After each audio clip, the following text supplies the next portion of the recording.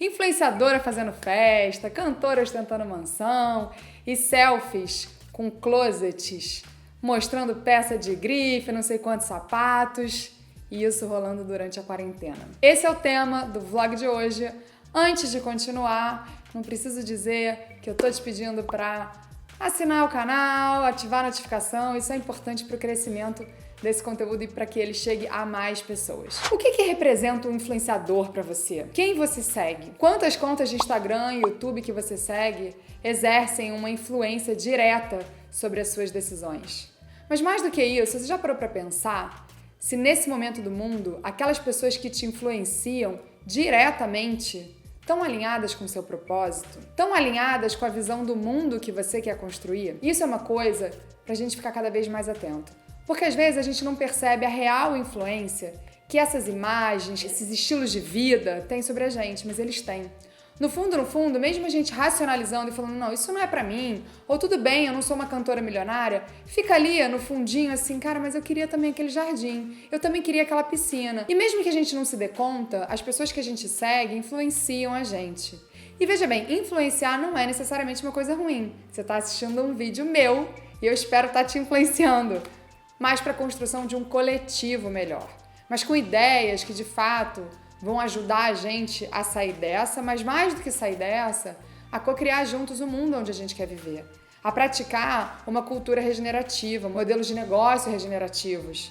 A praticar relações regenerativas. E não criar aquela vontade de você ter aquilo que você nunca vai ter, de você ser aquilo que você nunca vai ser. Porque no fundo isso vai corroendo a gente por dentro e a gente não percebe, mas isso também é tóxico. Tem influências, assim como relações na nossa vida, que são tóxicas.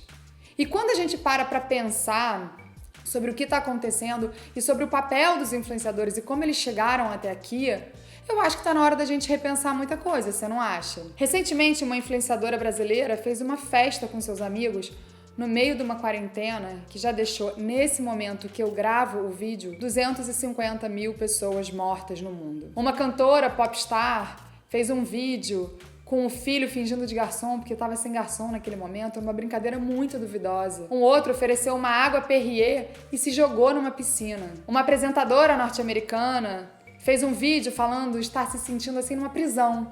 Numa casa, galera, avaliada em 15 milhões de dólares, sendo que é uma das 3 que ela comprou recentemente. E eu teria, infelizmente, uma lista enorme de outros exemplos para compartilhar de influenciadores que acabam gerando em quem está assistindo mais ansiedade e mais depressão. Num momento em que a saúde mental das pessoas já está abalada e que, além do que a gente já fazia antes, muita gente está se vendo com muito mais trabalho. Cozinhar, cuidar do filho, que não está indo para a escola, faxinar, coisas que às vezes a gente poderia dividir com outras pessoas, contratar outras pessoas para fazer. E no meio de tudo isso, a pessoa falar que ela tá se sentindo numa prisão, mas a galera não tá deixando passar batido não.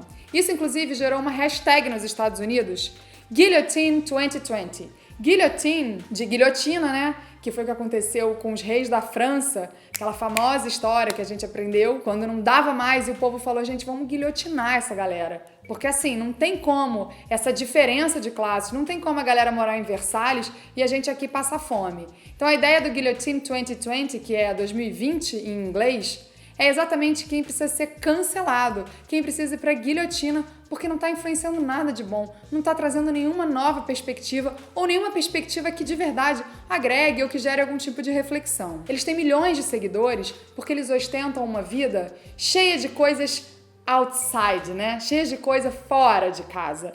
São restaurantes milionários, viagens milionárias, primeira classe, recebidos, looks do dia. Isso faz algum sentido nesse momento? Mas nesse momento do mundo, em que as pessoas estão com dificuldade de ter o que comer muitas vezes, a gente está vendo isso acontecer no Brasil, ou que estão perdendo pessoas queridas, ou que estão doentes, a gente ostentar recebidos e look do dia, continuar fazendo jabá e publicando vários publis que não agregam nada para ninguém, que não são nem de coisas interessantíssimas ou de marcas pequenas ou de produtos saudáveis com uma linha de pensamento por trás regenerativo. São apenas mais uma blusinha, mais um look do dia, mais um sapato que aquela pessoa recebeu. Isso não faz muito sentido. Na verdade, o maior questionamento não é nem esse, é o seguinte, por que essas pessoas não estão usando as suas redes para divulgar o que realmente precisa ser divulgado? Para fazer um serviço a favor da quarentena, para falar sobre as informações que a Organização Mundial de Saúde está pedindo para serem divulgadas. Ainda mais no Brasil, quando a gente tem um presidente omisso nessa questão, que incentiva as pessoas a fazerem churrasco e a irem para a rua, quando a gente sabe que isso vai aumentar muito o número de casos. Então, gente, eu queria citar aqui um bom exemplo no meio de tudo isso. A primeira-ministra da Finlândia, o nome dela é Sanna Marin, ela deu um show de estratégia porque ela mapeou vários influenciadores, pequenos, médios, grandes, porque ela queria que essa mensagem sobre o coronavírus chegasse ao maior número de gente e fez uma campanha garantindo que ela ia atingir todos os públicos diversos através desses influenciadores. Os influenciadores, obviamente, se engajaram e lá a taxa de mortalidade e o número de casos é baixíssima. A Finlândia, inclusive, é um dos países que primeiro lidou com a crise e que está lidando com ela de uma maneira, assim, digamos, exemplar. Isso sim é usar a influência para o bem. Isso sim é usar o nosso poder que a gente tem de influenciar, que eu tenho e que você aí que está assistindo também tem, para mudar o nosso entorno, mas que essas pessoas têm muito mais.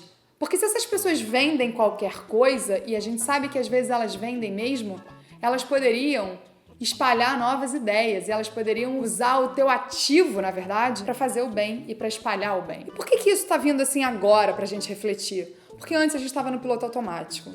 Antes a gente não parava muito para pensar sobre o quanto aquelas pessoas influenciavam a gente ou sobre quanto as nossas atitudes eram tomadas em cima de um vídeo que a gente assistiu. Mas no momento em que o mundo inteiro precisa se reinventar, os modelos de negócio, os modelos políticos, os modelos de saúde, enfim, a educação, tudo precisa se reinventar, o papel de um influenciador também vai precisar ser repensado. Mas principalmente a gente vai precisar pensar se a gente quer dar audiência para esse tipo de coisa. E na verdade não faz mais muito sentido pensar que muitos desses influenciadores só são influenciadores porque eles propagam o consumo. É o caso de muitas das blogueiras do movimento dos blogs de moda. Foram alçadas ao sucesso e à fama porque elas postavam o look do dia. O conteúdo delas é esse, é consuma, consuma, consuma e volte a consumir um pouco mais. Só que o consumo precisa ser repensado.